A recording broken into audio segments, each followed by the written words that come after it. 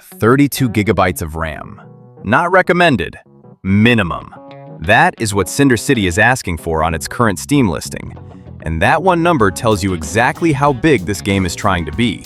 NC's new open-world MMO shooter wants the Division's cover combat, Destiny's shared world scale, and a ruined, neon-lit Seoul with hundreds of players in it at once. That is a massive promise. But two questions still have no answer. How well will it actually run? And how is NC going to charge you for it? Let's get into it. Quick honesty check first. Cinder City is unreleased and still pre-alpha. It is headed to PC, PlayStation 5, and Xbox Series X and S, with NC targeting the second half of 2026. And no final date attached to that. So this is not a review. It cannot be. What it is: an evidence-based preview, verified through August 9th, 2026. What the game appears to offer, what is still a question mark, and whether it earns a spot on your watch list. And stay with me to the monetization section, because that is where this gets complicated. So, where are we exactly? Seoul, but not the Seoul you know. This is alternate history, where a disaster tied to the 23rd century reached back and reshaped the 21st, burying familiar districts under advanced weapons, robots, mechs, and mutated creatures. You play a Cinder Knight, a cybernetically enhanced soldier built to walk into zones that would kill an ordinary fighter. The hero shown so far is 7, and his search for his missing daughter Joy gives this whole war a personal edge. And if some of this feels familiar, there is a reason. Cinder City is a new intellectual property, but you may remember its old codename, Project LLL. Now here is where the structure gets more interesting than the shooting. Every hero is planned to get their own solo campaign, roughly 5 to 6 hours, teaching you the controls, the tactical gear, and that character's story. Then it ends on a cliffhanger and pushes you into the shared online world. 9 heroes are planned, customization is limited, and roles are built around your equipment instead of a strict tank, healer, damage trinity. Out in that shared world, the loop should feel instantly familiar. Story missions, side missions, dynamic events. Fight armed factions, creatures, and some very large machines. Earn weapons, armor, mech parts, and upgrade materials. Then take that build into open-world bosses, match-made dungeons, and raid-style PvE. Combat is third-person and cover-based, with realistic gunplay as the stated goal. The tactical gear is where it opens up.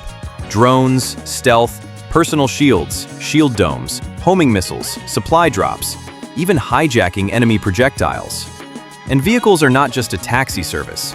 Bikes, cars, helicopters, and power loader mechs are all expected to matter in traversal and combat. But the ambitious part? The scale. Outdoor zones are built to hold huge player counts, with internal tests reportedly reaching 150 to 200 people in the same space. Dungeons are described as 4 to 6 player instances, while world bosses and raids pull much bigger crowds together. Most content should stay solo-friendly, but some endgame will require a group. And PvP? Not a core launch feature, though modes have been discussed for later. Progression looks gear-driven, with weapons as the main axis, and skill trees and loadouts deciding whether you lean into support, damage, or utility. We can see rarity-based loot and upgrades, but drop rates, crafting costs, reset schedules, the endgame economy? None of that is published. No confirmed energy or stamina system either. Now let me address the comparison you are already making. Yes, this has the Division's urban cover shooter language and a real chunk of Destiny's shared world ambition. What gives Cinder City its own identity is the setting, that handoff from personal hero campaign into a living MMO world and large-scale PvE with mechs and vehicles in the mix. Is that identity proven? Not yet. Some professional previews found the futuristic military action familiar, and early demo criticism landed on awkward crouching, muted hit feedback, and enemy AI that did not look especially smart. Now, those are impressions from controlled development builds, not a launch verdict, but keep them in your back pocket. Okay, this is the part I told you to stick around for, and it needs one very clear label: unfinished. NC has not announced whether Cinder City will be free-to-play, premium, or a hybrid. No confirmed additions, no prices, no currencies, no subscription, no cash shop details, no gacha, no loot boxes, no duplicate mechanics, no published rates, no pity rules, nothing. What we do have is this. Developers have repeatedly said they do not intend to make this pay to win, and a battle pass-like system has been mentioned as likely. But let me be precise. That is an intention. It is not a disclosed economy. And the skepticism makes sense. Most of it traces back to NC's history with aggressive monetization in some earlier games. Staying cautious is completely reasonable.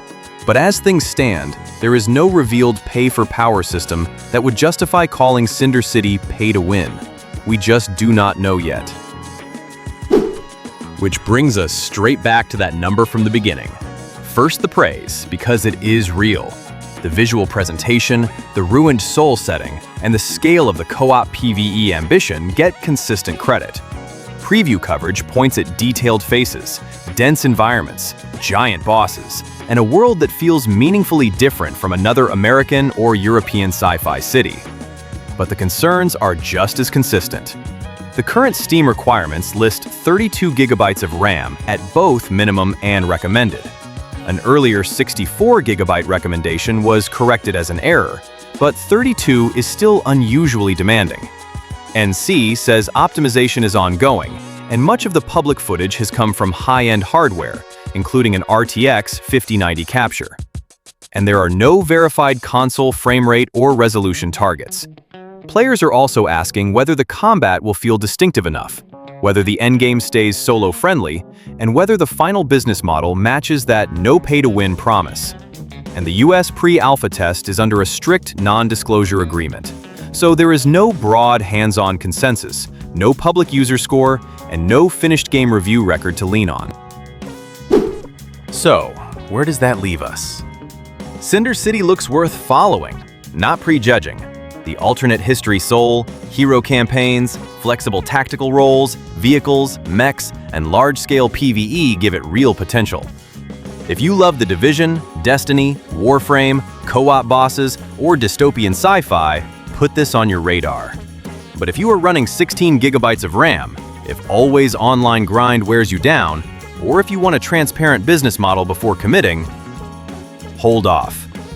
The deciding factors will be launch performance, combat polish, long-term content, and whatever that store page ends up looking like. Quick channel update before we finish. Every month, I'm giving away a total of $300.